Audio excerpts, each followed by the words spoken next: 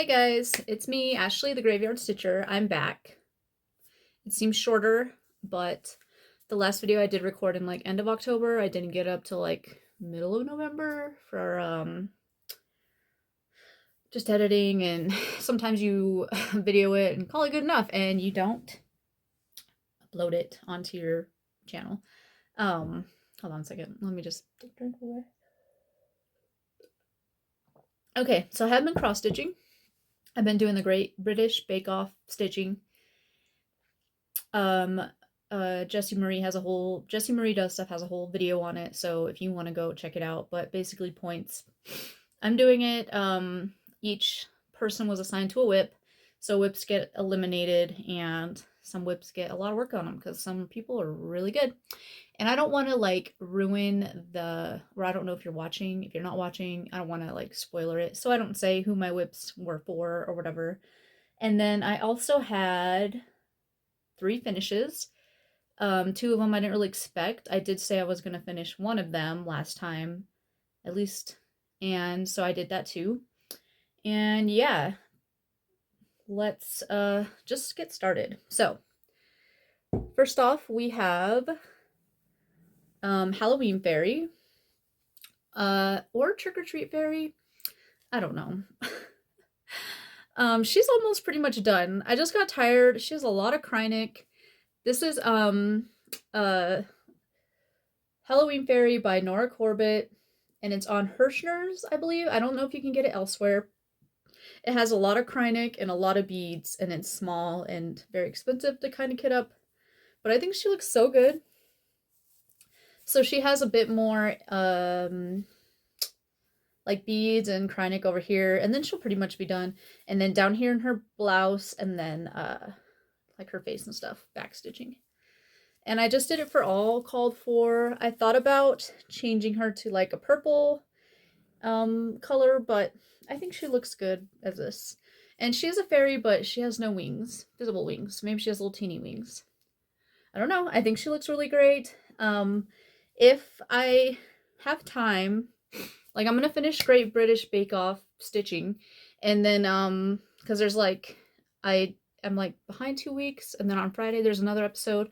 I don't know if there's 2 more episodes or not, but if it's just 1 more episode or 2 more episodes, I don't know. I've never watched it before, so I'm not really sure the plan. But if there's time after, I do want to just finish her because she's probably, I mean, she really doesn't have much on it at all. So I'm not even going to show you what she should look like because she pretty much looks done. There's literally just some like magic floaties in the air. The next thing that I want to show you, or I guess the next thing in the pile, is one of my finishes. This is part of the Murder of Crows. And yeah, October 31st, Crow on a Branch. I really like that branch. It's so like magical looking. There's 2 other ones on here that I already finished. So this is Murder of Crows by Lottie Daw. It's on the 32 count Dirty Linen by Zweigert. I used the called for as well. I'm not sure if it was really worth it because there's like 3 weeks dye works, which is like one of the green colors and this red color, I believe, and then the black. It's just kind of a faded black. This one I kind of did like 2/1 to see how it looks, but in the end I wanted to go with the more primitive look, and I just did 1/1. The other thing is also, look at how cute this pumpkin is. Oh, it's so cute. That's a 1/1 pumpkin. I want to finish it like pillows. They all had like a border that was supposed to go around, I believe, like a single stitch border around them, and then these ones had like little hash mark bottoms. This one had a more detailed border, and I thought about adding it because it kind of goes up and around like this, but it had like black and orange. I just didn't like it. That's it.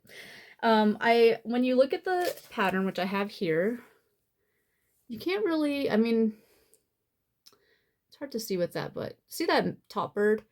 You can't even see the border. These ones you can kind of see it if I point it out, but they're not really the standout feature. So I just skipped the border on those.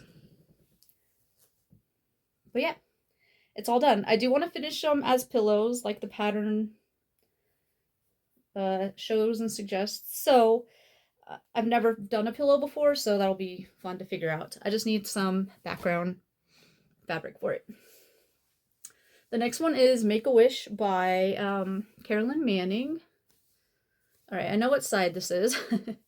So this is the furthest right side of me to me. I just filled out this whole page. I think this is like a page. This all might be a page. And then now I'm going to work down to the bottom. There is this pink border that goes like around, and it was right next to the stitches, but I wanted one gap because I did right next to stitches. I just like think it looks better one gap. This is all called for. I believe this is like a 16 count black Aida, maybe a 14 count.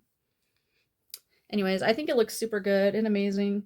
This is obviously one of the British Bake Off pieces that was eliminated.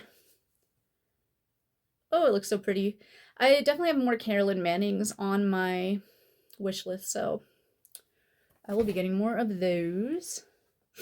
And let me just show you, well, I put up a thing for you to see what it's supposed to look like.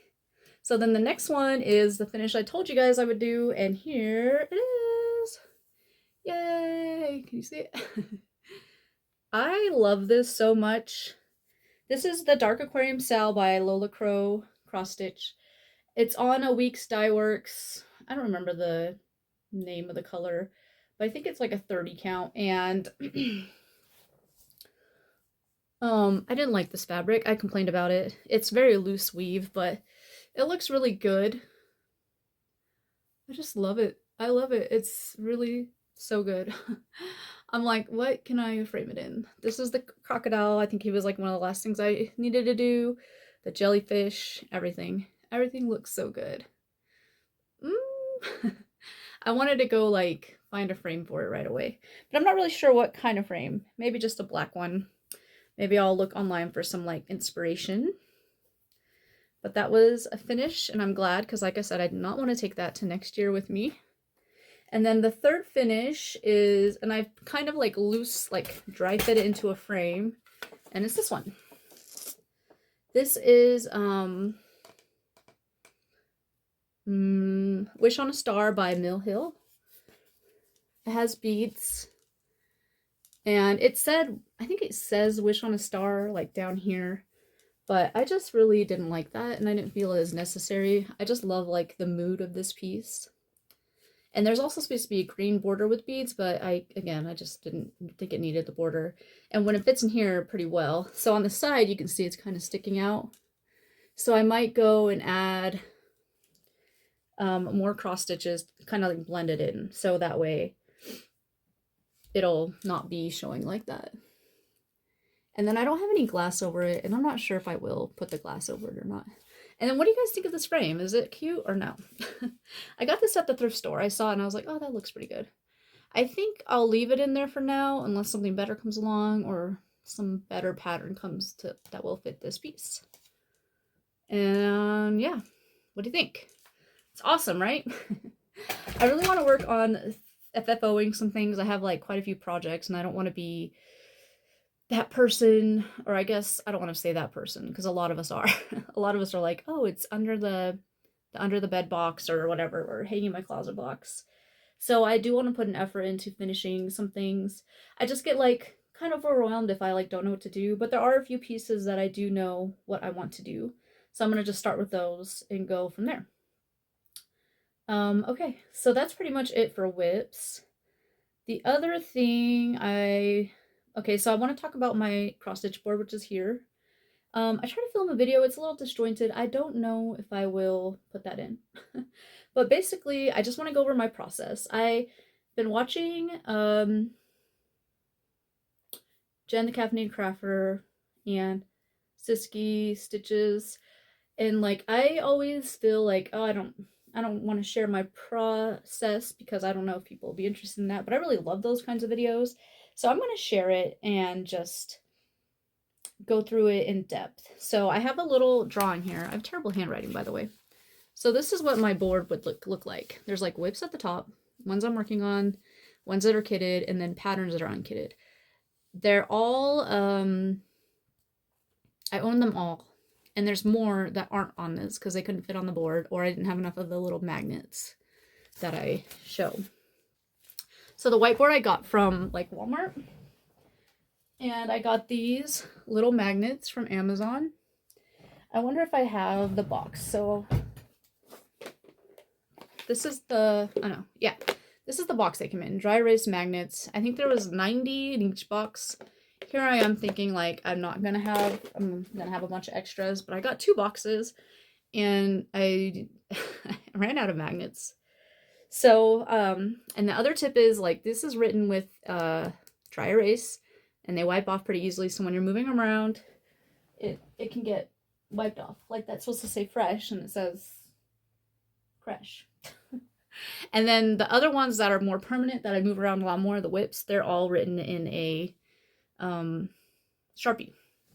Okay, so my process up until now, since before I was doing like the stitch bake off stuff, so on the whips I would pick a focus to either finish or like mostly finish, or if it was a full coverage I would want to do at least 10% on it, which is like a pretty good amount, because if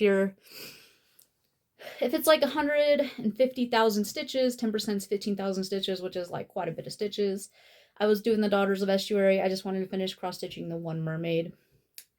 And I still haven't finished that part, but I don't think I'm not sure if I will or not. Only if I have time after the bake-off is done. So I would put the focus up at the top. So then I would spin a wheel. I had all my whips on a wheel because there was only like 25 to 30 of them. I would spin the wheel and pick 5 whips, and I would set them all to the side. And then I would go with the top one. I would do 3 days on it, 3 days on my focus. No, wait. So 3 days on the first whip, and then I would put it at the very back end of the line of my whip stack pile with the magnets. And then I would do 3 days on my focus, and then 3 days on the second whip, put it back on the back of the line, 3 days on my focus, blah, blah, blah, blah. So that way I could work on all my whips and I would have like a focus, because if I didn't have a focus, like I almost felt like I just wasn't getting things done. But I mean, I slowly was getting things done, right? Like I just had 2 unexpected finishes, the Mill Hill and the Lottie Da, because I just slowly worked on them kind of thing. So that was my process, or is my process. I'm not sure yet. There was also a magnet on there that said new start. So if I rolled that, I could do a new start. Because if you're just working on your whips and stuff, like how do you decide about a new start? And I always have executive order. Like I am always the like, okay, well, I don't like what the wheel has to say, or I don't care what the wheel says. Like I want to start this piece. So I will just randomly start things or buy things or kit things or whatever I feel like I want to do, I will do it. But for the most part, I like everything on there, so it's hard to pick just something, you know. So yeah, that's the process for that. So on the kitted ones, they're all kitted. They all have a fabric at least, and then specialty floss and beads. Not all the DMC they need is in there. It's definitely in my main stash of DMC. But I didn't want to allocate a bunch of DMC to product patterns that might not be started in a long time. So a lot of those kitted ones I've had for quite a while, and they're still just kind of sitting in there with no start or whatever. So I didn't want to, allocate all the DMC over there. So when I did get a new start, I did a random number generator because I got so many kitted ones. There's like 50 or something. And I didn't want to keep adding it to the wheel and subtracting it from the wheel and making sure everything was on the wheel. It's a little easier to do that with the whips when there's only like 25 to 30. So that was fine. And I just put a random number generator on Google. On Google. So I would do that and random number generate, pick it out, all that stuff. Also the thing with the whip wheel, I feel like it picks almost the same things. If I don't use it enough, because I'd say like I'd spin it 5 times and then just not come back to it for like a month or 2 or 3. And I feel like it would just go back to like, it would just pick the same things. Um, and so I feel like random number generator is a little bit better. Let's see what else is on this list. All right, so then for the unkitted patterns, or like my process has always been, or I try to stick to this, but it's hard. So when I get a finish, I would add like a $50 to my cross stitch budget, right? And then if I wanted to kit something up, I would random number generate the unkitted patterns here and just pick it and start kitting it up. Whether that's mostly just the beads, the floss, the specialty floss, and fabric. Mostly fabric, because fabric can be really expensive. Like you can spend a whole 50 budget on, uh, you know, that. I didn't want to do like when I get a finish, and I didn't want to do a finish and then start a new start. Or if I get a finish, then I can kit something up, right away. Because then I just feel like it's never gonna go down. Like the number of kitted, well, I guess the number of kitted things would go down. I just didn't want to do for one transfer. And I do have, I have no children. I have a dual income, so I could easily spend a lot of money on cross stitch things and items, and I have. And sometimes I will ignore the budget and go over it, but I do it does I think it does kind of help keep me in line a little bit, and not spend like hundreds and hundreds of dollars. Mostly because I just don't know, like all these things are gonna take forever to already do. And I don't know. I just don't want to have too much, I guess. Even though I have a lot already. I already have too much. So anyways, I would use a random number generator to pick the next thing to kit up. There is a magnet on here that says new patterns, because even though I have a lot of patterns, like aside from these ones, there's like 70 more written down. And I just wanted this as like a visual, because once you start getting a lot of digital patterns, it's easy to forget them. Like one, forget them, and two, not account for them. Because like all my physical patterns, there's like a stack like this, I guess. And it's not like that much, like they're like books and stuff too. So it's not like, doesn't seem like that much. Like, oh, I just have like a little stack of patterns. But then you add all the digital ones on there and you're like, I just have like a little stack of patterns. And you're just like, geez, woman, what are you doing? So, yeah. Where was I going with that? Okay, so yeah, there's a magnet on here for buying new patterns. The other thing with finishing something is like, for example, I just finished Murder of Crows by Lottie Daw. So when I have a finish of the item, of the designer, I want to see if there's anything else they have, and I'll buy like a replacement pattern from that same designer. So I have a wish list that has like 2,000 items on it. I edit it all the time. I go through it all the time. It's on the Excel sheet. It's a lot of fun. I have a Pinterest board. It's crazy. But I have all of it, like I have the title and the designer, basically. Sometimes there's little notes about if they're on Etsy or an ornament, and then like kind of categorical.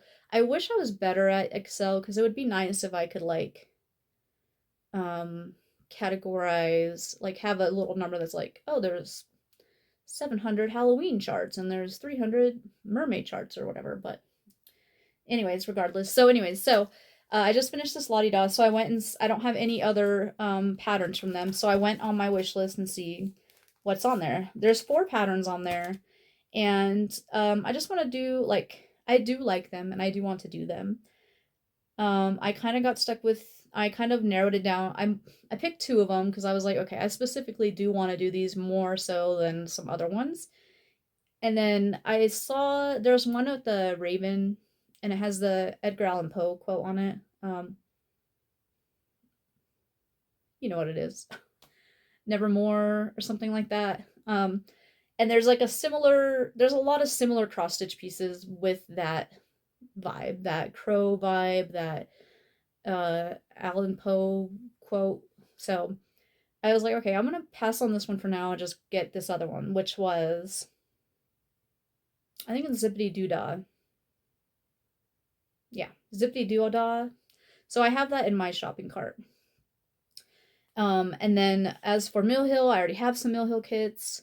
As for Lola Crow, I already have Lola Crow on here somewhere. So I don't have to buy, I'm not going to buy anything from her because I already have a couple. And then always, my new plan for 2025 is to always have a top 10 designer on my one from each top 10 designer. So on my wish list, I have like all the designers and how many from each one I want. So I just kind of went with my list of like who's the top 10. So the first one is Nora Corbett. And there's like 70, 80 patterns from her. Corbett, I don't know. Then Mill Hill, Al Forest Embroidery, My Bobbin. My Bobbin has like a lot of different people on there. I think that's why there's so many. And then Mirabilia's, Shannon Christine Designs, which is kind of interesting because I have nothing. I have some of these I don't have any patterns from. The Tiny Modernist, Plum Street Samplers, Cross Stitch Alexa, who's an Etsy person, and then Brooks Bookstore. So I know Brooks Bookstore has all those princesses and those witch ornaments. I love all those, so definitely want those. I have no patterns from them. And then Cross Stitch Alexa is like an dealer, Etsy seller, and she just has a lot of little ones that I think would be fun. And there are some like Disney ones that are probably like illegal, but that's okay because I already give Disney a ton of money, trust me. Plum Street Samplers is pretty popular. I do have a Plum Street Sampler up here somewhere. Same with Tiny Modernist. I feel like that stuff's really cutesy, but I do really like the Biscornues and stuff. Before I buy stuff, I always go through the whole section. Like I'm gonna go through all Tiny Modernist stuff and like pick out which ones I still like and which ones I still don't like. That's what I love about my like wish list, just going through it, because sometimes I'm just like, all right, I don't really want to stitch this anymore, or like it'll look really nice, but it's like, oh, that doesn't look like it's gonna be a pain to stitch or something like that. So, and then stuff that I had like, ooh, I like this right away, so you put it on the wish list, and then later on you're like, it's not really that, like, it's fine, it's nice, but it's not really. So I have another list called cross stitch, and if I'm not really sure if I like don't want to just obliterate the pattern, be like, oh, I completely never will want to do this, I'll just move it to the cross stitch wish list or cross stitch list, and then the wish list has stuff that I would actually really want to buy and stitch. I have no Shannon Christine Designs. I have a couple Mirabilias. I picked off the Queen Mermaid. I also have Renaissance Mermaid, but I don't think she's on here, so I need to add her somewhere. Or maybe I just can't like see her because there's so much on there, which is a problem. Maybe I should just start alphabetizing. I don't know. I have no My Bobbin patterns, and I have no Al Forest embroidery. I do have Mill Hill and Nora Corbet. I have two more Noras. I want to finish Miss Beadle. I think she only needs the backstitch and some beads. So if I get the Halloween Fairy done, then I'm going to work on Miss Beadle, and then I'm going to work on the Mermaid this year for 2024. And then Nora Corbett, I have two patterns from her. So once those two patterns are done from those, then I will buy more. So with my budget of $50, I did spend about $40 on the bookmarks. There was like a bookmark charity that a lot of designers were doing. I think you get like 20 bookmarks or something. There's a lot of great designers in there. I think it's it's over already, but I donated $40 to one of the things. I don't remember which one though. So that kind of takes up some of that budget. And then I do want to kit up Together Forever, the unconventional X Stitch. I wanted that to be my new year, new start. And then next year, I really want to do Monopoly. I love Monopoly. I've been a Monopoly addict. I have a bunch of different versions of it. And I heard Jen, the Caffeinated Crafter, talking about it, who heard it from Yoshi, who heard it from the Stitching Sisters, who heard it from somebody. I saw there was a Monopoly stitching on, like, I think it was Whip Warriors, but it just had like random, it was just like you go around the board, pick random things, which was still cool. But, and then I think with Monopoly, I'll have a whole plans video for it, I think, because I'm still kind of working out the finer details, but I think it'll be great because I don't like to do just like 100 or 2 stitches. I mean, I appreciate Jen and Siski Stitching. They'll like just put 100, and I'm just like, I can't, unless it's a real small thing, you're like, I can't really tell what the hell, what was done. And I just like don't want to put it away after that. So even when I did 100 a day for the some event, then I was like, I just want to do more. So, but I think the way I'm going to do Monopoly, it's always going to be at least 100. And I mean, it can go all the way up to like 2,000 or so. Like, yeah, I'll have a whole video on that. So there's some Flosstube extras for me that are going to come if you're interested. And I think that's it. Is that all? I think so. I want to give this away. This is A Murder of Crows by Lottie Da. It's just 3 crow patterns. You saw that I finished it, and it's just a pattern. I didn't mark on it or anything. And yeah. So if you want this, you have to be 18 or older because it's a physical pattern I'll be sending to you. And I will be mailing it, so I would need your address. So you'd have to be comfortable doing that. And just put crow, I guess. I know I have like quite a few followers, but I don't think a lot of people comment. And the ones that do watch still and do comment still, I really appreciate you. And you know, if I have like 5 more patterns, I think I have 5 more whips with the Great British Steak Off. Great British Steak Off. That sounds good. After the Great British Bake Off, and then the finishes. So I hope I will have a video back before December. So just however many comments this video gets from then till then, I will go through the comments and pick one person. So must be 18 or older and willing to give me your address. And it's for A Murder of Crows, and the code word is crow. And don't say giveaway or anything like that. That's it. Alright guys, thank you so much for watching. I hope this video was interesting at least, and yeah, I hope to see you soon, and I'm gonna go stitch. Thank you, bye.